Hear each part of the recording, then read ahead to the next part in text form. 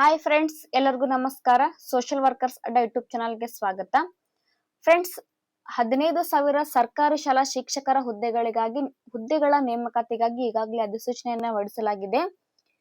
ಯಾರ್ಯಾರು TET pass ಮಾಡಿ teacher ನೌಕರಿಗೋಸ್ಕರ ಬಕಪಕ್ಷಿ ಅಂತ ಏನ್ ಕಾಯ್ದು ಕುಂತಿರ್ಲಿಲ್ಲ, ಅವ್ರಿಗೆಲ್ಲರಿಗೂ ಕೂಡ ಸುವರ್ಣ ಅವಕಾಶ, ಮೊದಲನೇ ಹಾಗೂ ಕೊನೆಯ ಅವಕಾಶ ಅಂತಾನೆ ಹೇಳ್ಬೋದು. ಯಾಕಂದ್ರೆ ಮತ್ತೆ ಇಷ್ಟೊಂದು ಪೋಸ್ಟ್ ಗಳಿಗೆ ಯಾವಾಗ ಕಾಲ್ಫಾರ್ಮ್ ಆಗುತ್ತೋ ಗೊತ್ತಿಲ್ಲ. ಸೊ ಹಾಗಾಗಿ ನಿಮ್ಗೆ ಸಿಕ್ಕಿರ್ತಕ್ಕಂತ ಈಗ ಅತಿ ಅಮೂಲ್ಯವಾದ ಈ ಒಂದು ಅವಕಾಶವನ್ನ ಸೂಕ್ತ ರೀತಿಯಲ್ಲಿ ಬಳಸ್ಕೊಂಡಿದ್ದೆ ಆದ್ರೆ ನಿಜವಾಗ್ಲೂ ನೀವು ನಿಮ್ಮ ಕನಸಿನ ಹುದ್ದೆಯನ್ನ ಪಡಿಬಹುದು.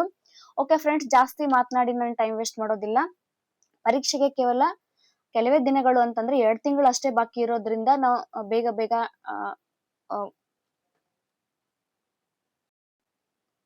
ಟಾಪಿಕ್ ಅನ್ನ ನಾವು ಕವರ್ ಮಾಡ್ಕೋಬೇಕಾಗ್ತೈತಿ. ಫ್ರೆಂಡ್ಸ್, ನಮ್ ಚಾನಲ್ಗೆ ಯಾರಾದ್ರೂ ಹೊಸಬರಾಗಿದ್ರೆ ದಯವಿಟ್ಟು ಸಬ್ಸ್ಕ್ರೈಬ್ ಮಾಡಬಹುದು. ಏನಾದ್ರೂ ಕೇಳ್ಬೇಕು ಅನ್ಸಿತ್ತಂದ್ರೆ ಕೂಡ ನೀವು ಕಮೆಂಟ್ ಮುಖಾಂತರ ತಿಳಿಸಬಹುದು. ಫ್ರೆಂಡ್ಸ್, ಸರ್ಕಾರಿ ಶಾಲಾ ಶಿಕ್ಷಕರ ನೇಮಕಾತಿಗಾಗಿ ಸಿದ್ಧತೆಗಳನ್ನ ಮಾಡ್ಕೊಳ್ಳೋ ಸಲುವಾಗಿ ನಾನೇನ್ ಮಾಡ್ತಾ ಇದ್ದೀನಿ, ಸೋಷಿಯಲ್ ವರ್ಕರ್ಸ್ ಅಡ್ಡ ಚಾನಲ್ ಇಂದ ಒಂದು ಹೊಸದೊಂದು ಪ್ರಯತ್ನ ಅಂತಂದ್ರೆ ಸ್ಟಡಿ ಟಿಪ್ಸ್ ಅನ್ನ ನಾವು ಕೊಡ್ತಾ ಇದ್ದೀವಿ.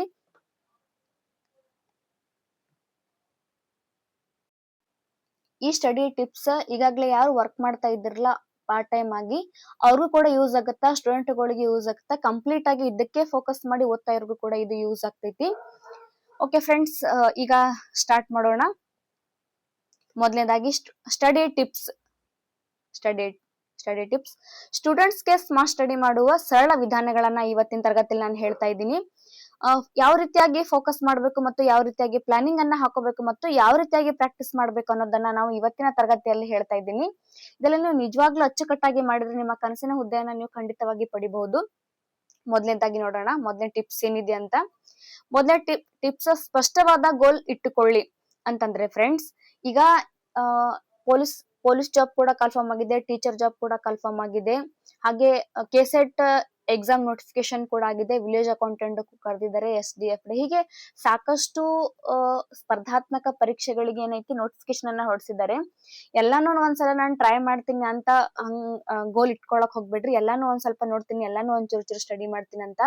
ಯಾಕಂತಂದ್ರೆ 2 ದೋಣಿಗಳ ಮೇಲೆ ನಡೆದು ಆಗಂಗಿಲ್ಲ, ಅಸಾಧ್ಯ. 2 ದೋಣಿಗಳ ಮೇಲೆ ನಡಿತೀನಿ ಅಂತಂದ್ರೆ ಮಧ್ಯದಲ್ಲಿನೇ ಹೋಗ್ಬೇಕಾಗತ್ತೆ. ಈ ಕಡೆ ಯಾವ್ದು ಕೂಡ ತಡ ಮುಟ್ಟಕ್ಕೆ ಸಾಧ್ಯ ಇಲ್ಲ. ಸೊ ಹಾಗಾಗಿ ನಿರ್ದಿಷ್ಟವಾಗಿ ನಿಮ್ದೇ ಆದ ಒಂದು ಗೋಲ್ ಅನ್ನ ಇಟ್ಕೊಂಡಿದ್ದೆ ಆದ್ರೆ ನೀವು ಬೇಗ ಸಕ್ಸಸ್ ಅನ್ನ ಪಡಿಬಹುದು. ಸೊ ಹಾಗಾಗಿ ಸ್ಪಷ್ಟವಾದ ಗೋಲ್ ಅಂತಂದ್ರೆ ನೀವು 15,000 ಸರ್ಕಾರಿ ಏನ್ ಕರೆದಿದ್ದಾರಲ್ಲ ನೇಮಕಾತಿಗಾಗಿ, ಇದ್ರಲ್ಲಿ ಒಂದು ಪೋಸ್ಟ್ ನನ್ಗೆ ಫಿಕ್ಸ್ ಐತಿ ಅಂತ ಹೇಳಿ ಒಂದು ಮನಸ್ಥಿತಿಯನ್ನ ಇಟ್ಕೊಂಡು ಇದನ್ನೇ ಮಾಡ್ಬೇಕು, ಯಾವುದೇ ರೀತಿಯ ನಾನು ಪರೀಕ್ಷೆಗಳಿಗೆ ಮತ್ತು ಅಪ್ಲಿಕೇಶನ್ ಹಾಕ್ರಿ, ಬಟ್ ಒಂದನ್ನೇ ಫೋಕಸ್ ಮಾಡ್ಕೊಂಡು ಓದ್ತೀನಿ ಅಂತ ಹೇಳಿಕೆ ಸ್ಪಷ್ಟವಾದ ಗುರಿಯನ್ನ ನೀವು ಇಟ್ಕೋಬೇಕು.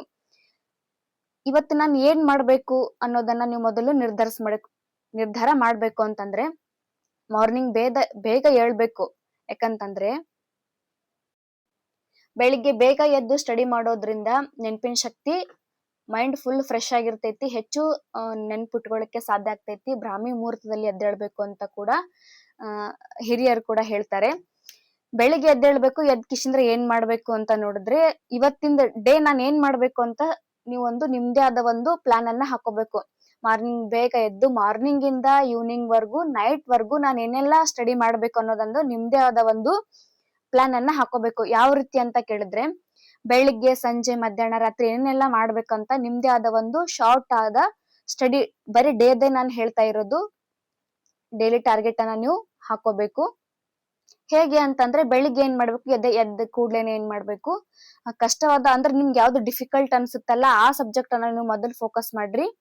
ನೆಕ್ಸ್ಟ್ ಏನ್ ಮಾಡ್ಬೇಕು, ವೀಕ್ಲಿ ಟಾರ್ಗೆಟ್ ಅಂತಂದ್ರೆ ನೀವು ಸೋಮವಾರದಿಂದ ಶುಕ್ರವಾರದವರೆಗೆ ಏನೇನು ಓದಿರ್ತಿರ್ಲ, ಸೋಮವಾರದಿಂದ ಶುಕ್ರವಾರ ತನಕ ಓದ್ದೇನ್ ಮಾಡ್ಬೇಕು, ಶನಿವಾರ ಅದನ್ನ ರಿವಿಷನ್ ಮಾಡ್ಕೋಬೇಕು. ರಿವಿಷನ್ ಮಾಡ್ಕೊಂಡು ಸಂಡೇ ಏನ್ ಮಾಡ್ಬೇಕು, ಮೋಕ್ ಟೆಸ್ಟ್ ಅನ್ನ ಬರಿಬೇಕು. ಹೀಗೆ ಮಾಡೋದ್ರಿಂದ ನೀವು ಎಕ್ಸಾಮ್ ಅಲ್ಲಿ ಬೇಗ ಮುಟ್ಲಿಕ್ಕೆ ಸಾಧ್ಯ ಆಗುತ್ತೆ. ಸಣ್ಣ ಸಣ್ಣ ಗುರಿಗಳನ್ನ ನೀವು ಪೂರ್ಣಗೊಳಿಸುವುದರಿಂದ ಮೋಟಿವೇಶನ್ ಹೆಚ್ಚಾಗುತ್ತದೆ. ಅಂತಂದ್ರೆ ನೀವು ಒಂದು ಸಬ್ಜೆಕ್ಟ್ ಅನ್ನ ನೀವು ಕವರ್ ಮಾಡ್ಕೋದ್ರಿಂದ ಪ್ರತಿನಿತ್ಯನೂ ಕೂಡ ಒಂದು ದಿನಾನು ತಪ್ಪಿಸ್ಲಾರ್ದೇನೆ ನೀವು ಪ್ರತಿದಿನಾನು ಕೂಡ ಅದನ್ನ ನೀವು ಪ್ರಾಕ್ಟೀಸ್ ಮಾಡೋದ್ರಿಂದ ಎಲ್ಲಾ ಸಬ್ಜೆಕ್ಟ್ಗೂ ಕವರ್ ಆಗಿ ನಿಮ್ಗೊಂದು ಆತ್ಮಸ್ಥೈರ್ಯ ಹೆಚ್ಚಾಗುತ್ತೆ. ನಾನು ಕೂಡ ಅಚೀವ್ಮೆಂಟ್ ಮಾಡ್ತೀನಿ, ನಾನು ಕೂಡ ಈ ಪರೀಕ್ಷೆನ ನಾನು ಪಾಸ್ ಮಾಡಿಕೆ ನನ್ನ ಕನಸಿನ ಹುದ್ದೆಯನ್ನ ಪಡಿತೀನಿ ಅಂತ ಹೇಳಿಕೆ ನಿಮ್ಗೊಂದು ಭರವಸೆಯನ್ನ ಬರುತ್ತಾ. ನೆಕ್ಸ್ಟ್ ನೋಡೋಣ ನಾವು 2ನೇದ್ದು, ಸರಳ ಟೈಮ್ ಟೇಬಲ್. ನಿಮ್ದೇ ಆದ ಒಂದು ನಾನು ಈಗಾಗ್ಲೇ ಹೇಳಿದ್ದೀನಿ, ನಿಮ್ದೇ ಆದ ಒಂದು ಟೈಮ್ ಟೇಬಲ್ ಅನ್ನ ನೀವು ರೆಡಿ ಮಾಡ್ಕೋರಿ. ಎಲ್ಲರಿಗೂ ಕೂಡ ಇದು ಯೂಸ್ ಆಗುತ್ತೆ. ವರ್ಕ್ ಮಾಡೋರ್ಗು ಕೂಡ, ಸ್ಟೂಡೆಂಟ್ ಇದ್ದವ್ರಿಗೂ ಕೂಡ ಪ್ರತಿ ವಿಷಯಕ್ಕೂ ಕೂಡ ನಿಗದಿತ ಸಮಯ ಕೊಡಿ. ಅಂತಂದ್ರೆ ಈಗ ನಿಮ್ಗೆ ಪೇಪರ್ 1 ಕೂಡ ಅಷ್ಟೇ ಮುಖ್ಯ, ಪೇಪರ್ 2 ಕೂಡ ಅಷ್ಟೇ ಮುಖ್ಯ. ನಾನು ಪೇಪರ್ 1 ಅಷ್ಟೇ ಫೋಕಸ್ ಮಾಡ್ತೀನಿ, ಪೇಪರ್ 2 ಡಿಲೇ ಬಿಡ್ತೀನಿ, ಅಥವಾ ಪೇಪರ್ 2 ಅಷ್ಟೇ ಫೋಕಸ್ ಮಾಡ್ತೀನಿ, ಪೇಪರ್ 1 ಅಷ್ಟೇ ಬಿಡ್ತೀನಿ ಅಂತಂದ್ರೆ ಇದು ನಿಮ್ಗೆ ಸ್ಕೋರ್ ಮಾಡ್ಲಿಕ್ಕೆ ಏನಾಗ್ತಾ ಸಮಸ್ಯೆ ಆಗ್ತೈತಿ. ಸೊ ಹಾಗಾಗಿ ನೀವು ಪೇಪರ್ 1 ಎಷ್ಟು ಸಮಯ ಕೊಡ್ತಿರ್ಲಾ, ಪೇಪರ್ 2 ಕೂಡ ಅಷ್ಟೇ ಸಮಯ ಕೊಡ್ರಿ. ಎರಡು ಬ್ಯಾಲೆನ್ಸ್ ಆದ್ರೆ ಮಾತ್ರ ನಿಮ್ದು ಸ್ಕೋರ್ ಹೆಚ್ಚಾಗಿ ಲಿಸ್ಟ್ ನೊಳಗೆ ಹೆಸರು ಬರ್ಲಿಕ್ಕೆ ಸಾಧ್ಯ ಆಗುತ್ತಾ. ನಿಮ್ಗೆ ಯಾವ್ದು ಡಿಫಿಕಲ್ಟ್ ಅನ್ಸಿರ್ತಲ್ಲ, ಕಷ್ಟವಾದ ವಿಷಯವನ್ನ ಹೆಚ್ಚು ಗಮನದಿಂದ ಓದಿ. ನಿಮ್ಗೆ ಯಾವ್ದು ಡಿಫಿಕಲ್ಟ್ ಅನಿಸ್ತಲ್ಲ ಆ ಸಬ್ಜೆಕ್ಟ್ ಅನ್ನ ಹೆಚ್ಚು ಫೋಕಸ್ ಮಾಡ್ರಿ. ಯಾಕಂತಂದ್ರೆ ನಾ ಬಹಳ ಕಷ್ಟ ಐತಿ ಅಂತ ಹೇಳಿಕೆ ಆ ಸಬ್ಜೆಕ್ಟ್ ಅನ್ನ ಬಿಡೋದ್ರಿಂದ ಅದೇನ್ ಮಾಡ್ತೈತಿ, ನಿಮ್ ಸ್ಕೋರಿಂಗ್ಗೆ ಹೊಡೆತ ಕೊಡ್ತೈತಿ. ಇನ್ನು ಟೈಮ್ ಇರೋದ್ರಿಂದ ನೀವೇನ್ ಮಾಡ್ಬೇಕು, ಫಸ್ಟ್ ಫೋಕಸ್ ಏನ್ ಮಾಡ್ಬೇಕು, ಹೆಚ್ಚು ಡಿಫಿಕಲ್ಟ್ ಇರುತ್ತಲ್ಲ ಅದಕ್ಕ ನೀವು ಒತ್ತು ಕೊಡ್ಬೇಕು. ಸ್ಟಡಿ ಬ್ರೇಕ್ ರಿವಿಷನ್ ಸಮಯವನ್ನ ಸೇರಿಸಿ ಅಂತಂದ್ರೆ ಫಸ್ಟ್ ಏನ್ ಮಾಡ್ಬೇಕು ಅಂತಂದ್ರೆ ಸ್ಟಡಿ ಮಾಡ್ಬೇಕು. ಅಂದ್ರೆ ಈಗ ಒಂದಿಗೆ ಅರ್ಧ ತಾಸ ನೀವು ಸ್ಟಡಿ ಮಾಡ್ಲಿಕತ್ತೀರ, ಅರ್ಧ ತಾಸ ಅಥವಾ ತಾಸ್ ಸ್ಟಡಿ ಮಾಡ್ಲಿಕತ್ತೀರ ಅಂತಂದ್ರೆ, ಈಗ ಅರ್ಧ ತಾಸ ಸ್ಟಡಿ ಮಾಡ್ಲಿಕತ್ತೀರ ಅಂತಂದ್ರೆ ಒಂದ್ 5 ನಿಮಿಷ ಬ್ರೇಕ್ ಮಾಡ್ಬೇಕು. ಬ್ರೇಕ್ ಮಾಡಿ ಏನ್ ಮಾಡ್ಬೇಕು, ಒಂದ್ 10 ನಿಮಿಷ ಅದನ್ನ ರಿವಿಷನ್ ಮಾಡ್ಕೋಬೇಕು. ಹೀಗೆ ಒಂದ್ ತಾಸ ಓದ್ರಿ ಅಂತಂದ್ರೆ ಒಂದ್ 10 ನಿಮಿಷ ಬ್ರೇಕ್ ಮಾಡಿ ಒಂದ್ 10 ನಿಮಿಷ ರಿವಿಷನ್ ಮಾಡ್ಕೋಬೇಕು.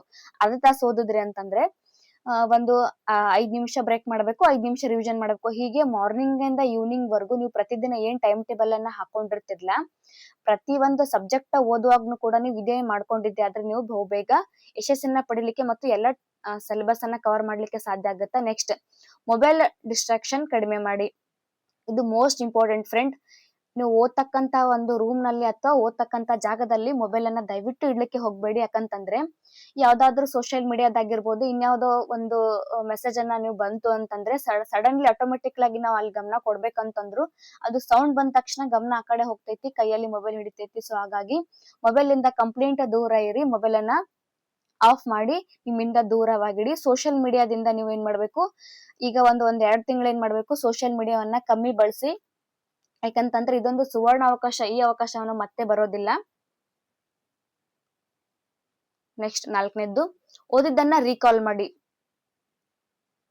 ಪುಸ್ತಕ ಮುಚ್ಚಿ ಮುಖ್ಯ ಅಂಶಗಳನ್ನ ನೆನಪಿನಿಂದ ಹೇಳಿ. ಅಂತಂದ್ರೆ ಈ ಸದ್ದ ನೀವೇನು ಒಂದು ನೋಟ್ಸ್ ಅನ್ನ ಅಥವಾ ಒಂದ್ ಯಾವ್ದೋ ಒಂದು ಬುಕ್ ಅನ್ನ ಓದ್ತಿರ್ತಿರ್ಲ, ಅದೆಲ್ಲ ಕಂಪ್ಲೀಟ್ ಒಂದು ಪೇಜ್, ಒಂದ್ ಬುಕ್ ನೊಳಗ ನೀವು ಒಂದು ಪೇಜ್ ಓದಿದ್ರಿ ಅಂತಂದ್ರ ಆ ಬುಕ್ಕ ಬಂದ್ ಮಾಡಿ, ಅಂದ್ರೆ ಬುಕ್ಕ ಮುಚ್ಚಿ ಕಂಪ್ಲೀಟ್ ಆಗಿ ಕಣ್ ಮುಚ್ಚಿ ಒಂದ್ಸಲ ನೀವು ರಿವಿಷನ್ ಮಾಡ್ಕೋಬೇಕು, ಯಾವ್ಯಾವೆಲ್ಲ ಹೈಲೈಟ್ಸ್ ಇತ್ತು ಏನೇನ್ ಅಂತ ಹೇಳಿಕೆ.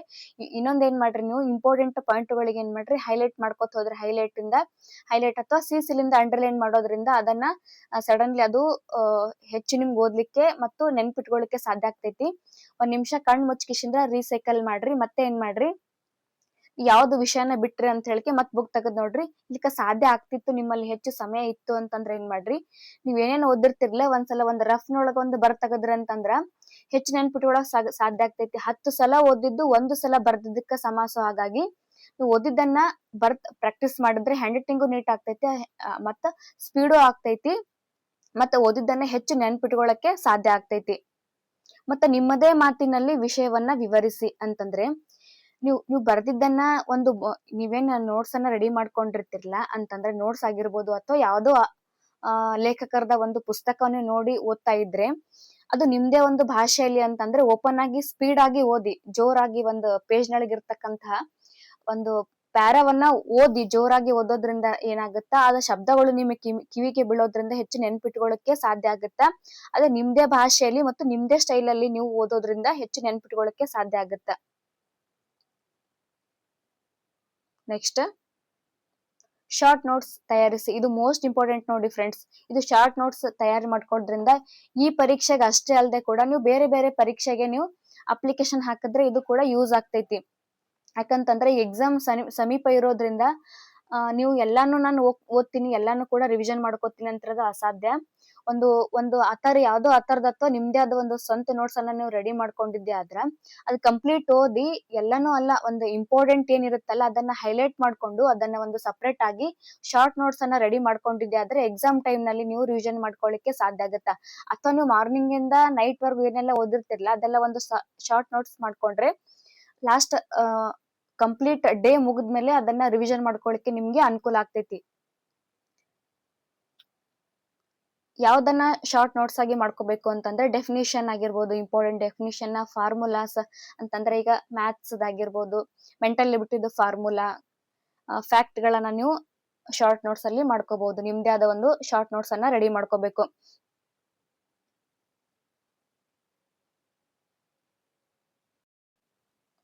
ನೆಕ್ಸ್ಟ್ ನೋಡೋಣ, previous year question paper practice. ಇದು ಮೋಸ್ಟ್ ಇಂಪಾರ್ಟೆಂಟ್ ನೋಡಿ ಫ್ರೆಂಡ್ಸ್. ಯಾಕಂತಂದ್ರೆ ನನ್ನ ವೈಯಕ್ತಿಕ ಅನುಭವದ ಮೇಲೆ ನಾನು ಹೇಳ್ತಾ ಇದ್ದೀನಿ, ನೀವು ಪ್ರೀವಿಯಸ್ ಕ್ವಶನ್ ಪೇಪರ್ ಅಂತಂದ್ರೆ ಹಳೆಯ ಪ್ರಶ್ನೆ ಪತ್ರಿಕೆಗಳನ್ನ ನೀವು ಪ್ರಾಕ್ಟೀಸ್ ಮಾಡೋದ್ರಿಂದ ಬಹಳಷ್ಟು ಅನುಕೂಲ ಆಗುತ್ತೆ. ಏನ್ ಅನುಕೂಲ ಆಗುತ್ತೆ ಅಂತಂದ್ರೆ, ಏನಾಗುತ್ತೆ, ನೀವು ಎಷ್ಟು ತಯಾರಿ ಮಾಡ್ಕೊಂಡಿದ್ದೀರಿ ಮತ್ತು ಇನ್ನು ಎಷ್ಟು ತಯಾರಿ ಮಾಡ್ಕೋಬೇಕು ಅನ್ನೋದು ಒಂದು ಸ್ಪಷ್ಟವಾದ ಚಿತ್ರಣ ಸಿಗ್ತೈತಿ. ಮತ್ ಎಕ್ಸಾಮ್ ಹೇಗೆಲ್ಲ ನಡೆಸಿದ್ರು, ಪ್ರಶ್ನೆಗಳು ಯಾವ ರೀತಿ ಎಲ್ಲ ಬರ್ತೈತಿ ಅನ್ನೋದು ಕೂಡ ಒಂದು ಕರೆಕ್ಟ್ ಆದ ಒಂದು ಚಿತ್ರಣ ನಿಮ್ಗೆ ಸಿಗ್ತೈತಿ. ಸೊ ಹಾಗಾಗಿ ನೀವೇನ್ ಒನ್ ಡೇ ಸ್ಟಡಿ ಪ್ಲಾನ್ ಹಾಕಿರ್ತಾರಲ್ಲ, ಅದ್ರೊಳಗ 1-2 ತಾಸರ ಏನ್ ಮಾಡ್ಬೇಕು, ನೀವು ಓಲ್ಡ್ ಕ್ವಶನ್ ಪೇಪರ್ಗೆ ನೀವು ಟೈಮ್ ಅನ್ನ ಕೊಡ್ಬೇಕು. ಹಿಂದಿನ ವರ್ಷದ ಪ್ರಶ್ನೆ ಪತ್ರಿಕೆಗಳನ್ನ ಬಿಡಿಸಿ ಅಂತಂದ್ರೆ ನೀವು ಓದ್ಕೊಂಡು ಏನ್ ಮಾಡ್ಬೇಕು, ಒನ್ ಡೇ ಒಳಗ ಒಂದ್ ತಾಸ ಟೈಮ್ ಏನೈತಿ ನೀವು ಓಲ್ಡ್ ಕ್ವಶನ್ ಪೇಪರ್ಗೆ ಕೊಟ್ರಿ ಅಂತಂದ್ರೆ ಆಲ್ರೆಡಿ ಏನಾಗ್ತೈತಿ, ಬೇರೆ ಬೇರೆ ವೆಬ್ಸೈಟ್ ನೊಳಗ ಅಂತಂದ್ರೆ ಬೇರೆ ಬೇರೆ ಯೂಟ್ಯೂಬ್ ಚಾನಲ್ ಒಳಗ ಆಗಿರ್ಬೋದು, ಅಥವಾ ಗೌರ್ಮೆಂಟ್ ಅಫಿಷಿಯಲ್ ವೆಬ್ಸೈಟ್ ನೊಳಗ ಓಲ್ಡ್ ಕ್ವಶನ್ ಪೇಪರ್ ಅನ್ನ ಅವ್ರು ಬಿಟ್ಟಿದ್ದಾರೆ. ಅದನ್ನ ನೀವು ನೋಡ್ಕೊಂಡು ಬಿಡಿಸ್ತಾ ಹೋದ್ರೆ ನಿಮ್ಗೊಂದು ಐಡಿಯಾ ಸಿಗ್ತೈತಿ, ಕ್ವಶನ್ ಪೇಪರ್ ಇದೇ ತರ ಬರ್ತೈತಿ, ಪ್ರಶ್ನೆಗಳು ಇದೇ ತರ ಬರ್ತೈತಿ, ಮತ್ ನೀವ್ ಎಷ್ಟು ಓದಿರ್ತೀರ ಅನ್ನೋದು ಅದನ್ನ ನೀವು ಎಕ್ಸಾಮ್ ಅದು ಕ್ವಶನ್ ಪೇಪರ್ ಬಿಡಿಸಿದಾಗ ನಿಮ್ಗೊಂದು ಕ್ಲಿಯರ್ ಕಟ್ ಆದ ಐಡಿಯಾ ಸಿಗ್ತೈತಿ ಮತ್ತು ನಿಮ್ಗೊಂದು ಆತ್ಮಸ್ಥೈರ್ಯನೂ ಬರ್ತೈತಿ.